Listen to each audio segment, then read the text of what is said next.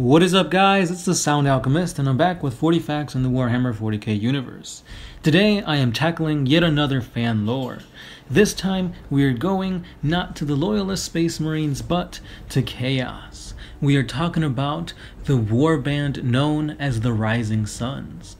So these guys are made by Karsen, hopefully I pronounced that right. This is all his lore, so without further ado, let's begin with the Rising Suns.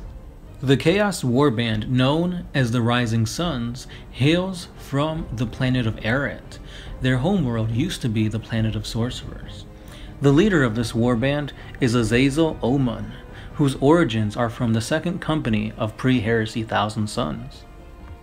Their fleet consists of 3 battle barges, the Forsaken, the Crimson King, and Maelstrom.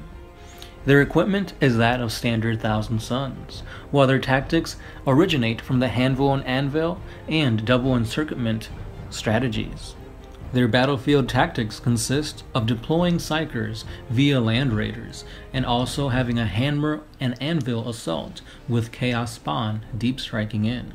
Their war cry is, "For the Crimson King, for Prospero, and to freedom." A member of Azek Ahriman's cabal, known as Azazel Oman, was angered with both Ahriman and Magnus for being accepting of the flesh change and the effects of the spell.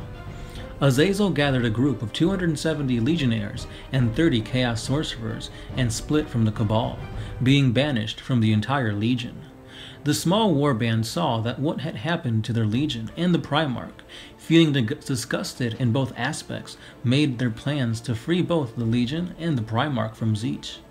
Seeing themselves as the most devoted to the Primarch, for this they called themselves the Rising Sun, the only ones that see themselves restoring their legion to the glory days of the Great Crusade. Settling on an ancient Eldar world that was sucked into the warp, the warband now strikes out from the Maelstrom, hitting the sector of Badab with everything they have, their world becoming a prison world, with the amount of slaves being taken from this sector. These slaves are often being treated better than any other Legion slaves, with all the boys showing any psychic potential becoming an aspirant. Due to this, the warband has grown from 300 members to over 3,000. Salvaging power suits from other Chaos warbands. The warband does not kill loyalist forces, the sorcerers of the warband putting together the Emperor's men into a shock state, where they are removed from a reality for a period of time, leaving the warband to collect its bounty. Due to the unorthodox measure used by a Chaos force, Imperial scholars have studied the warbands on exactly why they don't harm these Imperial soldiers. Those studies have led to not much. After endless years of being in the warp, the Rising Suns have found their primary objective. Azek Ahriman, it is he alone who can free the Legion from the rubric and free Magnus from the clutches of Tzeentch. Ahriman is the savior of the Legion, and he will bring this Legion back for glory or suffer for all eternity. Cypher is able to escape the Imperium clutches for so long, and it is due to the homing beacon given to him by Azazel.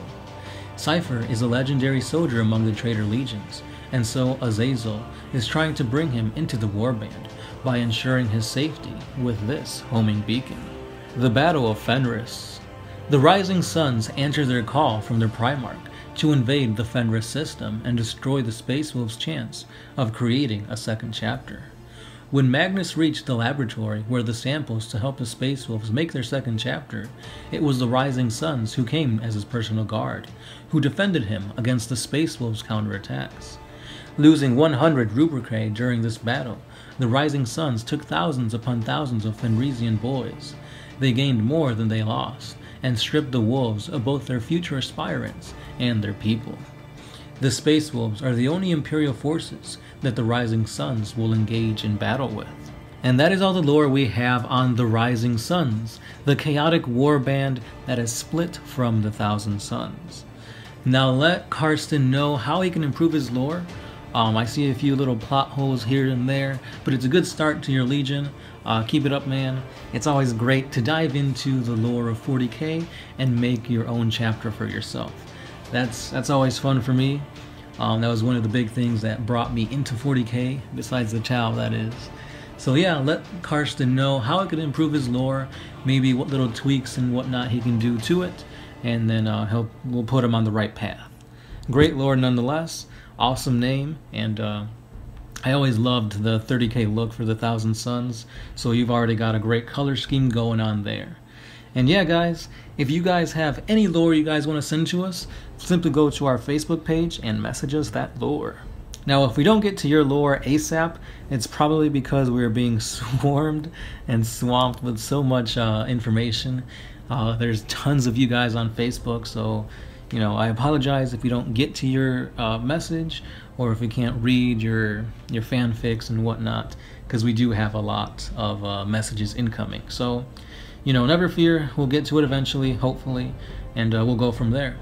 But yeah, guys, that was the small lore on the Rising Suns fan chapter. Again, if you want to contact us, Facebook is the place to be. Also, if you want to help support One Mind Syndicate, head on over to Patreon. A simple $1 a month helps us bring you more 40k videos as well as giveaways. And that being said, there's a giveaway coming, so keep your eyes and ears peeled for that awesomeness. As always guys, I am the Sound Alchemist, part of One Mind Syndicate, and I'll catch you guys tomorrow.